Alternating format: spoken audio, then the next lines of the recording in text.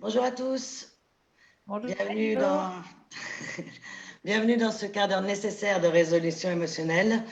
En période de confinement, on a parlé pendant tout ce mois-ci de problèmes qu'on pouvait rencontrer pendant le confinement, mais on s'est rendu compte aussi en discutant que pendant le confinement, il y avait plein de trucs qui s'étaient passés plutôt plus cool que d'habitude. Et où le problème, c'était pas spécialement le confinement, c'était maintenant là, maintenant qu'on en parle, et puis lundi, mardi, quand ça va démarrer. Donc, on avait envie d'échanger un peu avec vous sur quelles étaient toutes les situations que cette fin de confinement, que cette étape qu'on est en train de traverser va vous permettre de réguler. Et avant, on va demander à Églantine qu'elle nous présente comment ça fonctionne la régulation. Vous avez vu les filles, les contraintes sanitaires, là, 1,50 m de distanciation, masque, lavage des mains, il faut nettoyer le cabinet entre chaque, aérer. Vous avez vu comme ça va être compliqué de recevoir les gens? Franchement, honnêtement, moi, je vois pas comment je vais faire, hein. Bon, bah écoute, je vais essayer de voir si je peux pas. Qu'est-ce qui se passe dans mon corps? Ça me, ça me fait quelque chose au niveau de la tête. J'ai le cœur qui bat à 120, ça va à la chamade. Je vais voir ailleurs. Je laisse faire. J'ai très très très chaud. Là, j'ai de plus en plus chaud. Je laisse faire, je laisse évoluer. Je compte. Je décompte jusqu'à 5, 10, 9, 8, 7, 6, 5. Ça se calme un petit peu. Je laisse évoluer. Je laisse évoluer. Ok, ça passe. Ça part. Super. Voilà. Du coup, je crois qu'on doit mettre en place certaines mesures pour pouvoir accueillir nos clients. Je vais l'envoyer un mail à mes clients pour leur expliquer, puis je vais essayer d'espacer mes rendez-vous et puis de privilégier le télétravail. Super, ça va mieux, Églantine? Ouais, ça va mieux. C'était compliqué, ces règles. Ouais, c'est compliqué toutes ces règles. J'ai l'impression d'être remis dans une boîte de sardines, quoi. Ah oui, je comprends. Ben justement, moi j'ai une cliente en fait, elle était en burn-out. Elle était en burn-out avant le confinement. Et donc le confinement pour elle, c'était juste trop bien. C'était genre le pied, elle était tranquille, elle n'était plus avec ses collègues et tout. Et là, bah, elle doit retourner au travail, sauf qu'elle ressent toujours ce burn-out, elle ressent toujours les problèmes et tout, et elle a des crises d'angoisse. Donc on a travaillé en régulation émotionnelle par téléphone pour ces crises d'angoisse, parce que pour elle, bah, justement, retourner au travail, c'est vraiment un gros stress. Il y a aussi tous les problèmes de rythme, c'est-à-dire les personnes qui, pendant le confinement, ont adapté le rythme, un rythme beaucoup plus physiologique, à pouvoir être plus en accord avec leur confort de vie, quoi, et qui, là, sont dans l'appréhension, dans l'anticipation. Donc, ça va être des pensées. Moi, j'ai des personnes qui me disent, mais en fait, ça m'angoisse de savoir que je vais devoir redevenir aussi speed qu'avant, ça m'angoisse. Il y a toutes les régulations, on est en ville, enfin, moi, en tout cas, je suis en ville, et du coup, il y a tous les transports en commun qui vont être régulés aussi, où on ne pourra pas être voilà, en fonction des heures, il faudra des bonnes excuses, tout ça.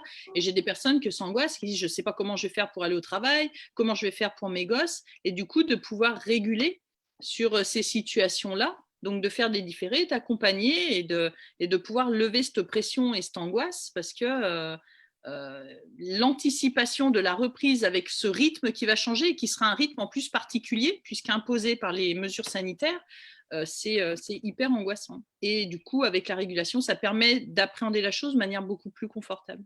Là, tu donnes en plus un exemple important parce qu'il y a des personnes qui, en fait, ont des angoisses en prenant les transports en commun, mais ça fait 20 ans. Ils ont appris à contrôler par de l'hypervigilance, par exemple, ou de l'anesthésie sensorielle, il vaut mieux. Et du coup, quand ça s'est arrêté, quand ils sont restés chez eux, l'angoisse, elle a disparu. Ça s'est atténué. Et là, maintenant, c'est pas qu'ils sont en train de commencer des crises d'angoisse à cause des transports en commun. Ils les ont toujours eues. Sauf que, ils ont peut-être pas la même envie de se remettre avec les mêmes solutions comme ça de contrôle, d'hypervigilance.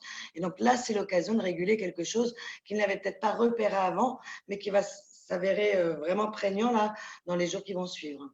Du coup, c'est devenu une chance parce que le fait qu'il y ait eu cette pause a permis de mettre en évidence qu'il y avait ce bruit de fond tout le temps, parce qu'en fait, les gens sont tellement suradaptés qu'en fait, souvent, on ne sentait même pas que cette tension-là, c'était lié à une angoisse de.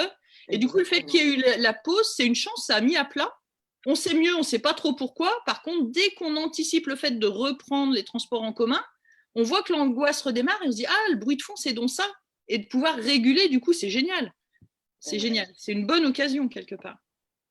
il y a aussi toutes les personnes qui vont justement être dans l'évitement et qui vont essayer de ne pas se déconfiner. Je pense notamment des parents qui ont fait peut-être le choix de ne pas remettre les enfants à l'école.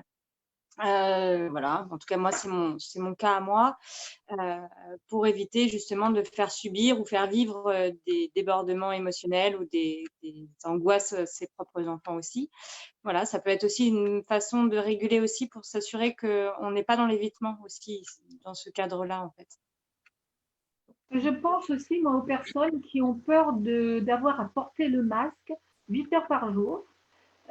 Et surtout pour ceux qui ont des lunettes, parce que ça fait de la buée sur les lunettes. Donc, il y a une possibilité d'utiliser la régulation émotionnelle pour essayer de supporter au mieux cette contrainte sanitaire. Pour reparler un petit peu des enfants, là, pour rebondir, hier, il y avait Séverine qui nous parlait des angoisses des enfants devant les contrôles. Et donc, il y a beaucoup d'enfants qui se sont retrouvés là à faire les devoirs avec les parents. Ça se passait vachement bien. Ça se passait bien parce qu'il n'y avait pas de contrôle. Ça se passait bien parce qu'il n'y avait pas le regard des autres élèves. Et donc, pour ces parents aussi, de sentir que les enfants vont se retrouver confrontés à ces choses et peut-être mettre en place des solutions pour les éviter, ça peut aussi générer de l'angoisse pour les parents qui se disent il va falloir que j'oblige mon enfant à se relever le matin, il va falloir que l'oblige à réviser pour des contrôles. En plus, je vois très bien qu'il réussit très bien. C'est bien dans les contrôles que ça ne va pas. Et là, les parents, ils peuvent réguler et sur cette peur-là de devoir redémarrer à mettre de la pression à ses enfants et puis peut-être à profiter du fait qu'ils ont perçu que leur enfant, ça allait bien quand il s'agissait d'apprendre et à se dire peut-être que le problème, c'est pas dans la capacité d'apprendre, mais de restituer, donc d'utiliser ce temps qu'on a eu pour requalifier un peu les difficultés, pas dans un gros truc général, mon enfant, il a des problèmes à l'école, mais il a des problèmes plus spécifiquement, par exemple, quand il s'agit de faire un contrôle. En termes de présence, hein, justement, les contrôles, la pression du contrôle, la présence de la rencontre à l'autre. Hein, le confinement, moi je vois pour un client, ça lui a permis d'oser en fait.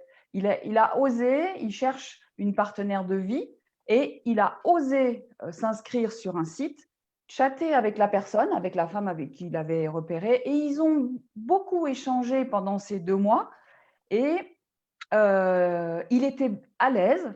Je l'ai accompagné par téléphone, par visio, et je voyais qu'il prenait confiance en lui.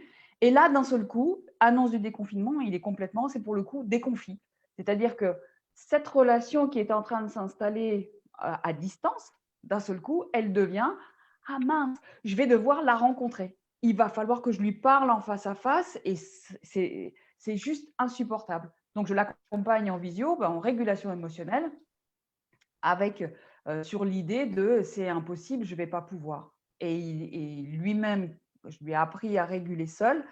Quand il est en train de penser qu'il va la rencontrer ou quand ils essayent de poser des rendez-vous ensemble et qu'ils en parlent, il peut lui-même réguler et apaiser en fait ses peurs et ses anxiétés de la rencontre. Donc, le confinement, lui a permis de voir qu'il peut entrer en relation avec une femme.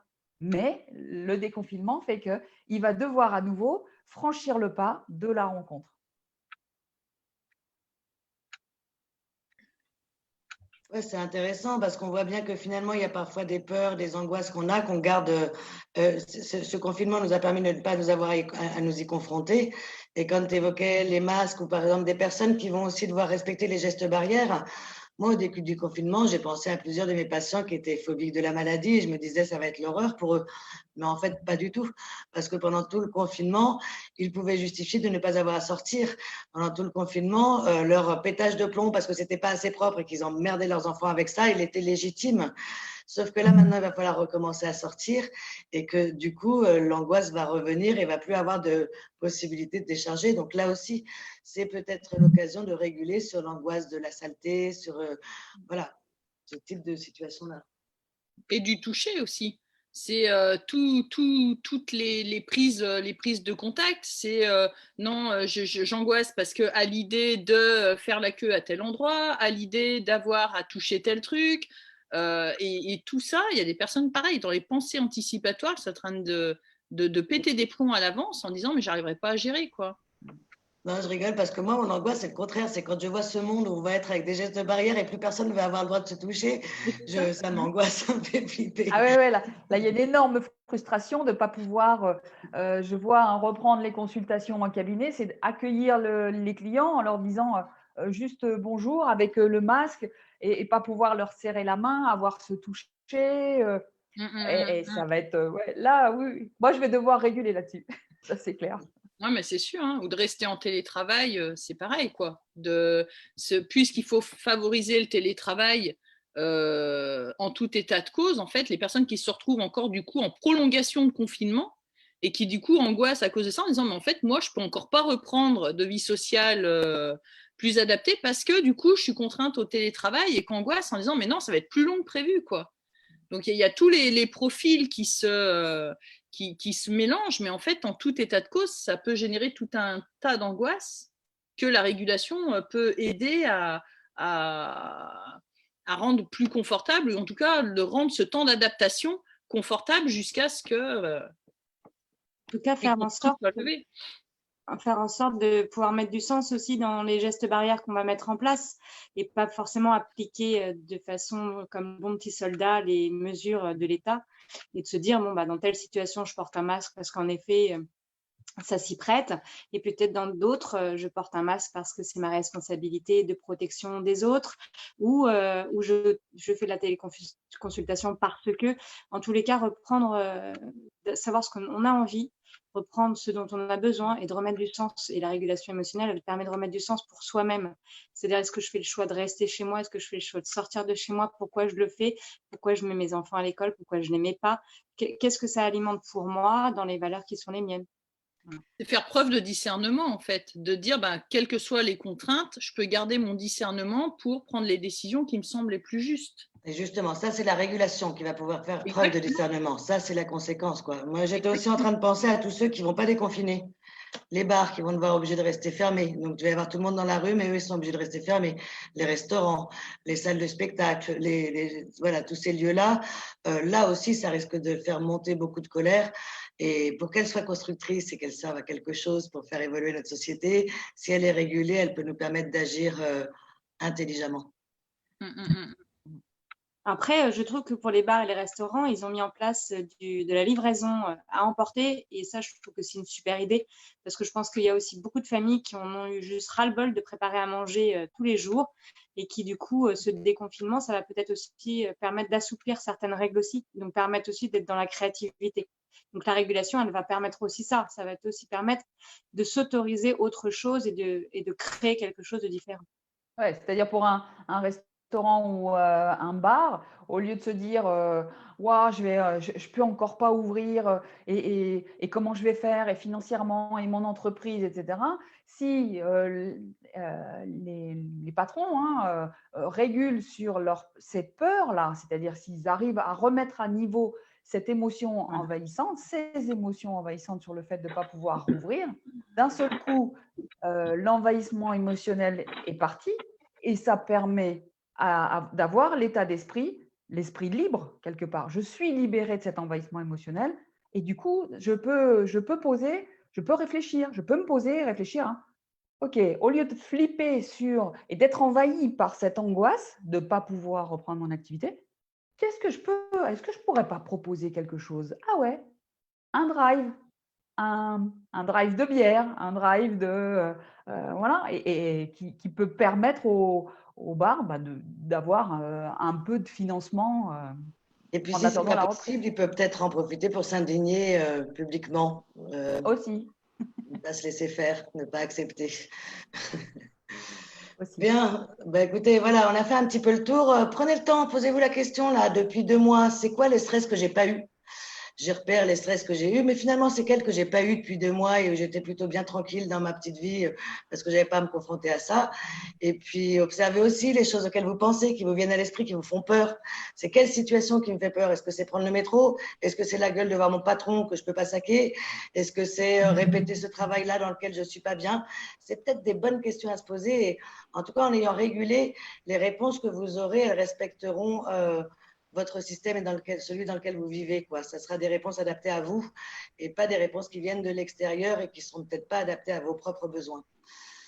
Voilà, ben, les filles, merci. Demain, c'est dimanche, c'est le dernier jour avant ben, le déconfinement officiel. On vous réservera plein de petites surprises, mais demain, on fête la fin des drôles de dames du confinement tous ensemble à midi sur la page du collectif de libération des émotions.